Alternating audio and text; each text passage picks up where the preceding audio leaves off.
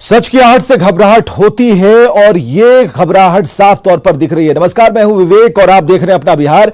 और बड़ी खबर यही है कि सुशांत केस में रिया और उनकी परिवार से आज ईडी ने पूछताछ की है और कर रही है। मुंबई के ईडी दफ्तर में रिया चक्रवर्ती, उनके भाई शोविक चक्रवर्ती, उनके पिता इंद्रजीत चक्रवर्ती, उनके मैनेजर श्रुति मोदी से पिछले 8 घंटों से लगातार बातचीत चल रही है, पूछताछ हो रही है, सवाल दागे जा रहे हैं। सुशांत केस में सुशांत के करीबी रहे सिद्धार्थ पिठानी से पूछताछ हो रही है। रिया के सीए रितेश शाह से भी पूछताछ हो रही है, वो ईडी दफ्तर में है। और 15 करोड़ रुपए के लेन देन को लेकर रिया ने पहली बार पूछताछ के दौरान 7 अगस्त को अधिकारियों को संतोषजनक जवाब नहीं दिया था और ऐसे में इस बार रिया से कड़ी पूछताछ की जा रही है। रिया और उनके सीए के बयान में अंतर की वजह से ईडी दोनों को आज आमने सामने बिठाकर पूछताछ कर सकती है। तो रिया एंड गैंग पर शिकंजा, शोविक चक्रवर्ती जो कि रिया के भाई हैं, इनसे पूछताछ हो रही है। इंद्रजीत चक्रवर्ती रिया के पिता हैं, इनसे पूछताछ हो रही है। श्रुति मोदी रिया की मैनेजर हैं, इनसे भी पूछताछ हो रही है। शिकंजा कसता जा रहा है। इसके बाद सिद्धार्थ पिठानी सुशांत के करीबी हैं, इनसे भी पूछताछ हो रही है। तो सुशांत केस में सीबीआई आई और रिया घबराई। जी हां, रिया चक्रवर्ती की तरफ से सुप्रीम कोर्ट में एक अर्जी डाली गई है जिसमें सीबीआई और ईडी की जांच का विरोध किया जा रहा है। अर्जी में कहा गया है कि बिहार पुलिस को जांच का अधिकार नहीं है, उनका यह दायरा नहीं है। रिया ने कहा है कि पटना में राजनीतिक दबाव में केस दर्ज किया गया। रिया ने टूजी और आयुषी तलवार केस का उदाहरण देते हुए अपने हलफनामे में सुप्रीम कोर्ट को बताया है कि इन दोनों मामलों में मीडिया ने लोगों को दोषी करार दे दिया था। रिया ने कहा है कि मीडिया ट्रायल में उन्हें भी दोषी साबित किया जा रहा है। गवाहों के बयानों को तोड़ मरोड़ कर मीडिया दिखा रहा है। रिया ने कहा कि उनके खिलाफ मीडिया ट्रायल चल रहा है। पिछले कुछ समय में दूसरे अभिनेताओं ने भी आत्महत्या की, लेकिन सुशांत के केस को बढ़ा चढ़ाकर दिखाया जा रहा है। इसकी वजह बिहार चुनाव है। हलफनामे में रिया ने कहा है कि मामले को सनसनीखेज बनाकर उनके अधिकारों का हनन किया जा रहा है। हजारों करोड़ के वित्तीय घोटालों की जांच कर रही प्रवर्तन निदेशालय और सीबीआई कभी भी दिन के उजाले को नहीं देख पाएंगे। बिना किसी अधिकार क्षेत्र के मामले की जांच कर रही एजेंसियों के हाथ कुछ नहीं लगेगा। रिया ने सुप्रीम कोर्ट से कहा कि अदालत उसे संरक्षण दे और उसे राजनीतिक एजेंडा की बलि का बकरा नहीं बनाया जाना चाहिए। रिया ने यह भी कहा कि अगर अदालत इस मामले में सीबीआई जांच का आदेश देती है तो उसे कोई आपत्ति नहीं, लेकिन इस जांच का क्षेत्राधिकार मुंबई होना चाहिए, पटना नहीं।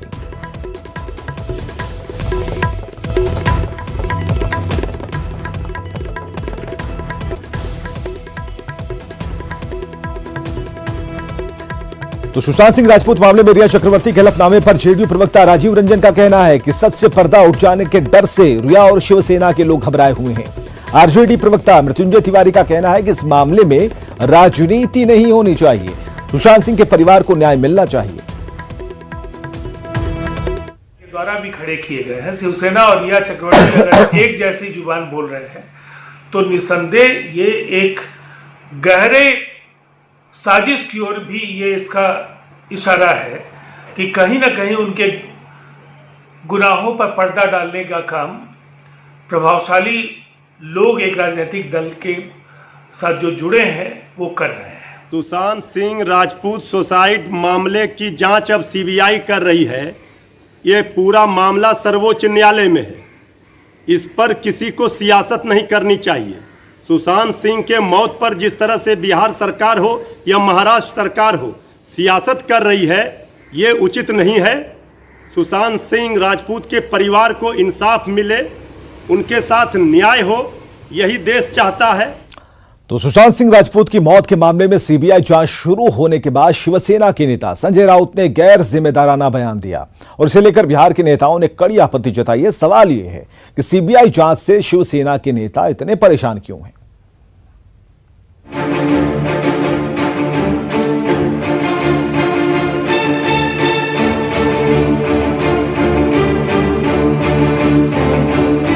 ये मेरी जानकारी है और ये सच।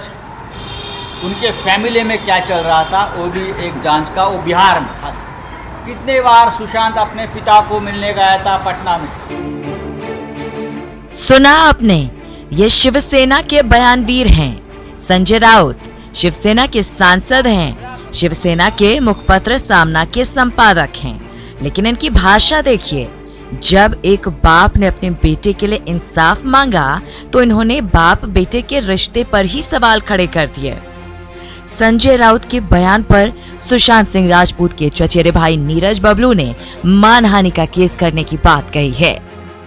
राज्यसभा सांसद हैं, एक अखबार के एडिटर हैं, और इस तरह का हल्का बयान उनको कम से कम नहीं देना चाहिए। उनको तो शर्म आना चाहिए और उनको माफ़ी मांगनी चाहिए। इतना माने आघात पहुंचाने वाला बयान, जहां करोड़ों फैंस उनको सड़ा रहे हैं, उनके पिताजी को, एक बुजुर्ग आदमी पर इस तरह का माने शर्मनाक आरोप लगाना, ये काफ़ी निंदनीय है। और जरूरत पड़ी तो मैं मानहानि का मुकदमा करूंगा संजय राउत जी पर। दरअसल संजय राउत को सुशांत सिंह राजपूत के पिता से परेशानी नहीं है, इन्हें परेशानी है उस जांच से जो सुशांत सिंह राजपूत की मौत का सच दुनिया के सामने लाने के लिए की जा रही है। अब चाहे वो बिहार पुलिस की जांच हो या फिर सीबीआई की।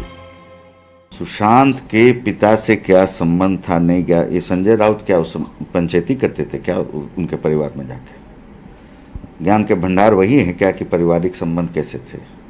अरे मुंबई पुलिस क्या कर रही है, क्यों ऐसा कर रही है, क्यों नहीं कर रही है? देश ये पूछ रहा है कि इस पे बोलिए और क्या अगर कुछ सुधार कर सकते हैं वो बोलिए। तो क्या अनाप शनाप बक रहे हो? महाराष्ट्र सरकार का शुरू से रवैया ठीक नहीं रहा है और आज भी महाराष्ट्र सरकार का रवैया जो निष्पक्ष जांच के लिए कार्य करना चाहिए वह नहीं किया जा रहा है। ये जो जांच को डाइवर्ट करने के लिए इस तरह का भाषा का प्रयोग कर रहे हैं कि सुशांत सिंह राजपूत के पिताजी 2 शादी किए थे, इसलिए सुशांत सिंह राजपूत को नाराजगी था। मैं तो उनको बहुत विद्वान समझता था, लेकिन जो इनका भाषा जिस तरह का प्रयोग कर रहे हैं तो मुझको लगता है मानसिक रूप से निश्चित तौर पर बीमार व्यक्ति इस तरह का भाषा का प्रयोग कर सकते हैं।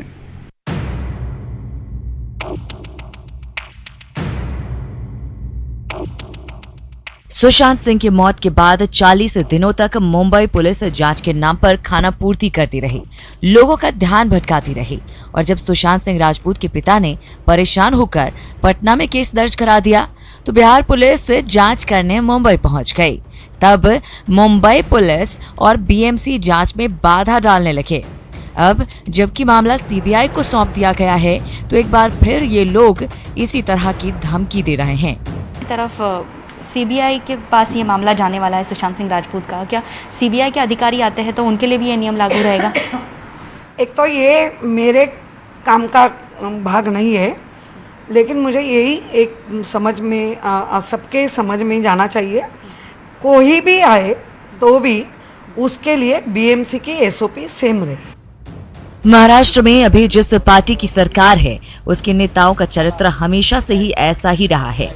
पहले भी मुंबई में रहने वाले बिहार के लोगों के साथ शिवसेना के नेता और कार्यकर्ता दुर्व्यवहार करते रहे हैं और अब जबकि सुशांत सिंह राजपूत की मौत के मामले में मुंबई पुलिस की भूमिका संदेह के घेरे में है, महाराष्ट्र सरकार का रवैया सवालों में है, तो शिवसेना के नेता बौखला गए हैं। सवाल है कि सीबीआई जांच से महाराष्ट्र सरकार परेशान क्यों है? कौन से राज खुलने का डर सता रहा है शिवसेना को? किसे बचाने की कोशिश में है शिवसेना? सीबीआई जांच के बाद दूध का दूध और पानी का पानी हो ही जाएगा। तब तक महाराष्ट्र सरकार, शिवसेना, मुंबई पुलिस और बीएमसी कौन कौन सा हथकंडा अपनाती है ये देखना होगा। Bureau report, news 18।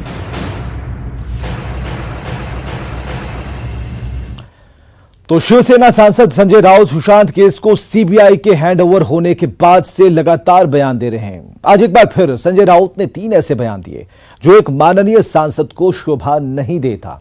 Sanjay Raut ने बिहार पुलिस की जांच के साथ ही बिहार की न्याय प्रणाली पर सवाल खड़े कर दिए। ब्लैक मनी से चुनाव लड़ने की भी बात कही है। देखिए, सीबीआई ने एफआईआर दर्ज की तो अब उनकी मजबूरी है। सीबीआई केंद्र सरकार की एजेंसी है, केंद्र सरकार की अपनी मजबूरी होती है। ऐसे मामले में बिहार सरकार ने सिफारिश कर दी, बिहार सरकार का कोई संबंध नहीं है। हाँ, हमारे आंगन में, मेरे आंगन में तुम्हारा क्या काम है, ऐसा ही है ना ये। तो किसके ऊपर एफआईआर दर्ज करेंगे? अन्याय करना किसी के ऊपर, किसी को पकड़ के जेल में डालना है, ऐसा ही बिना एविडेंस। ये बिहार में होता होगा, ये बिहार में होता होगा, महाराष्ट्र में नहीं होता ऐसा। महाराष्ट्र में 100 अपराधी छूटेंगे जो हमारे संविधान में कहा है, लेकिन एक इनोसेंट आदमी को हम जेल में नहीं डालेंगे। ये हमारी एक हमेशा प्रतिष्ठा रही है। अच्छा, तो सुशांत सिंह राजपूत का ब्लैक मनी पर जी रहा था क्या? ये सुशांत सिंह के बारे में अगर बोल रहे हैं तो सुशांत सिंह जो मुंबई में इतना बड़ा आशियाना बना के रहता था, जैसे बहुत से लोग हैं, इंडस्ट्री है ये। ब्लैक मनी तो चुनाव कैसे लड़ते आप? और अब बात बिहार विधानसभा चुनाव से जुड़ी खबर की। चुनाव कब होगा, फिलहाल ये दावे के साथ तो नहीं कहा जा सकता, लेकिन जिस तरीके से मुख्यमंत्री लगातार उद्घाटन और शिलान्यास कर रहे हैं, उसको देखकर यही लगता है कि नीतीश कुमार एक बार फिर विकास के मुद्दे पर मैदान में जाने की तैयारी में है। बीजेपी नेताओं का कहना है कि चुनाव विकास के मुद्दे पर ही लड़ा जाएगा, जबकि आरजेडी नेता मृत्युंजय तिवारी ने सरकार के विकास पर सवाल खड़ा कर दिया है। हमारी पूंजी है विकास और सद्भाव, और समाज में बगैर तनाव पैदा किए सबका विकास। इसलिए हम तो विपक्ष के तमाम नेताओं को चुनौती देते हैं कि आपको भी 15 वर्ष काम करने का मौका मिला, 55 वर्ष काम करने का मौका मिला। अपने गांव के अंदर आपने क्या काम किया, कितनी गली बनवाई, कितना सड़क बनवाया, कितना बिजली पहुंचाया, कितने लोगों को स्कॉलरशिप दिया, कितने को सोशल सिक्योरिटी का पेंशन दिया। गांव का मानक मान लीजिए, विकास तो हमारा मुद्दा ही है। तो निश्चित रूप से विकास तो सबसे पहला मुद्दा होगा, और पूरे चुनाव की जो पहला थीम लाइन होगा कि विकास और हमारा नेतृत्व करता। जिस प्रकार से नरेंद्र मोदी जी ने आपदा में भी काम किया, तो आपदा भी मुद्दा होगा। आज 80 करोड़ परिवारों को राशन घर तक पहुंचा देना, ये सामान्य बातें नहीं थी। हमारे 15 वर्षों में जो हुआ, इससे तो कोई इनकार नहीं कर सकता है कि सामाजिक न्याय हो, चाहे गरीब गुरबों को का विकास हो, ये हुआ। लेकिन इनके 15 वर्षों में क्या हुआ, 5 काम मुख्यमंत्री जी नहीं बता पा रहे। हमारे 15 वर्षों का भय दिखा करके अब कितना दिन ये लोग राज करेंगे। तो एक तरफ समय पर बिहार विधानसभा चुनाव कराने की बात कही जा रही है, दूसरी तरफ महागठबंधन में अब तक ये तय नहीं है कि कौन रहेगा कौन जाएगा। जीतन राम मांझी और उपेंद्र कुशवाहा के तेवर ने कई सवालों को जन्म दिया है, जबकि आरजेडी का कहना है कि सब कुछ ठीक है। महागठबंधन में मचे घमासान पर जेडीयू नेता तंज कस रहे हैं, जबकि कांग्रेस के जो नेता हैं उनका कहना है कि एनडीए के लोग पहले चिराग पासवान को संभाल लें।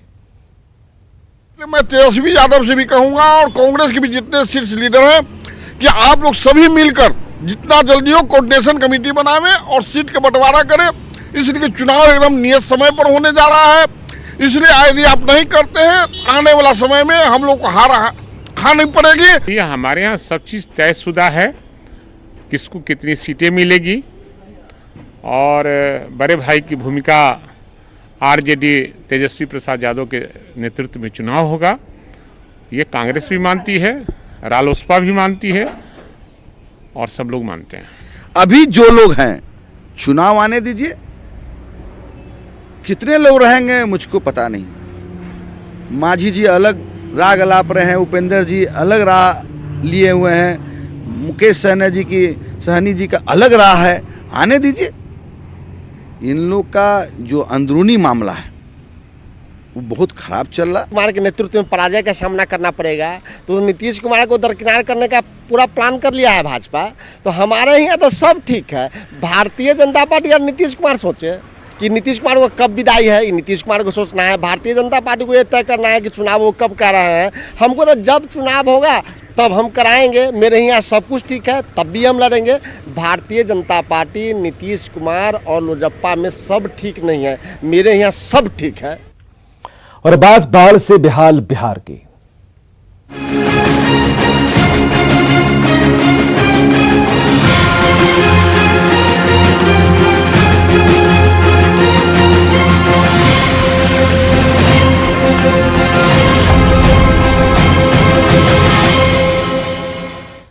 और चलिए सबसे पहले जो तस्वीर है वो भागलपुर से है। भागलपुर में कोसी का कहर देखने को मिल रहा है। कोसी का रौद्र रूप जारी है।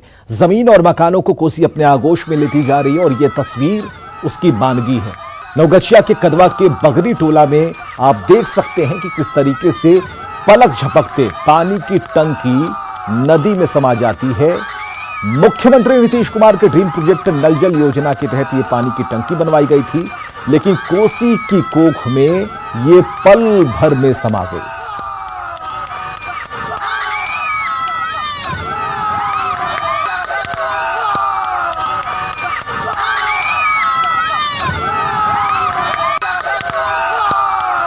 तो आप देख पा रहे हैं कोसी की कोख में पानी की टंकी नहीं बल्कि नल जल में समा गया है।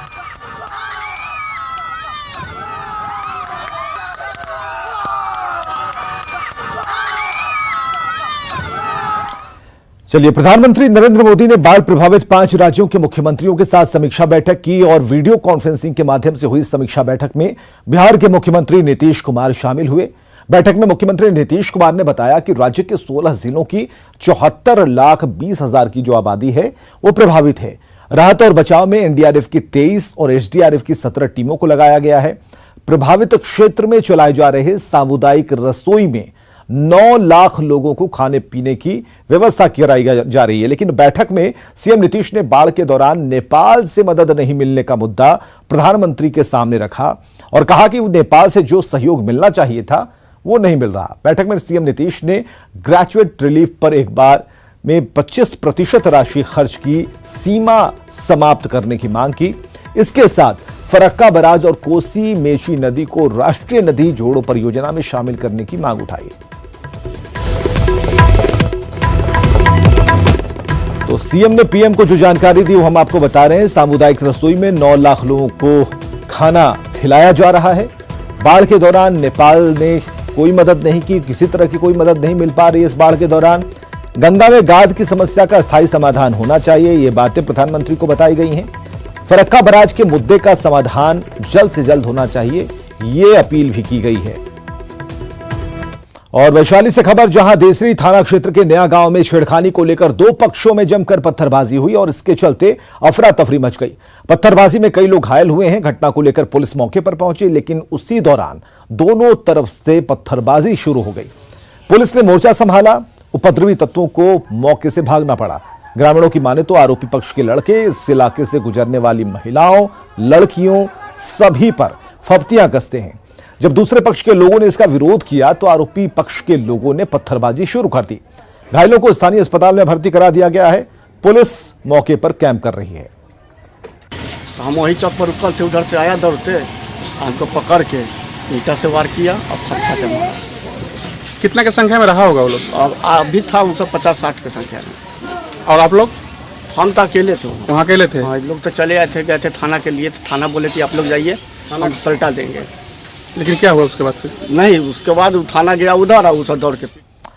और रोहतास से अगली खबर है, जहां अमरी गांव में आपसी रंजिश में 2 गुटों के लोग आपस में ही भिड़ गए। दोनों तरफ से जमकर नारेबाजी शुरू हो गई, हिंसक झड़प हुई, 10 लोग घायल हो गए हैं। घायलों में 4 महिलाएं शामिल हैं। सभी घायलों का इलाज सासाराम सदर अस्पताल में चल रहा है और इस मामले में दोनों पक्ष के लोगों ने एक दूसरे के खिलाफ मामला दर्ज कराया है। पुलिस की टीम गांव में कैंप कर रही है।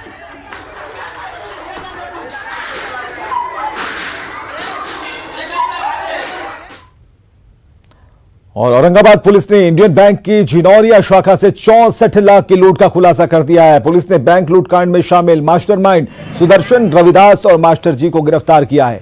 इसके पास से लूट के 8 लाख रुपए बरामद किए गए। इसके पास से हसपुरा बाजार से एक जेवर दुकान से लूटे गए गहने भी बरामद हुए हैं। पुलिस फिलहाल सुदर्शन रविदास से पूछताछ कर रही है, पता लगाने की कोशिश कर रही है कि इस लूटकांड में कौन कौन से लोग शामिल थे। अनुसंधान टीम ने, एसआईटी ने अपना जाल बिछाकर सुदर्शन उर्फ मास्टर की गिरफ्तारी की।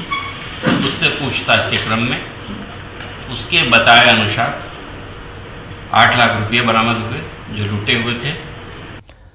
चलिए बात करेंगे कोरोना की। गया में कोरोना मरीजों के शव के अंतिम संस्कार में लापरवाही दिख रही है। एम्बुलेंस के जरिए इन शवों को फाल्गु नदी के विष्णुपद श्मशान घाट पर दाह संस्कार किया जाता है, लेकिन इस दौरान शव को साथ लेकर आए स्वास्थ्य विभाग के कर्मचारी और परिजन पीपीई किट के साथ मास्क और ग्लव्स को यूं ही नदी के किनारे बेतरतीब तरीके से फेंकते हैं। जिससे दूसरे लोगों में संक्रमण का खतरा बढ़ जाता है। हालांकि डीएम ने लापरवाही बरतने वालों पर कार्रवाई की बात कही है। इस बात में आश्वस्त करता हूं कि अगर कोई भी कर्मचारी, कोई भी कर्मी या प्राइवेट अगर पाया जाता है इस तरह के चीज़ों में संलिप्त, जो कि वहां पर जैविक सुरक्षा को लेके, एनवायरमेंटल प्रोटेक्शन को लेके खतरा उत्पन्न करता है, तो उसमें हम लोग सख्त कार्रवाई करेंगे। और आगे देखिए जोहार झारखंड।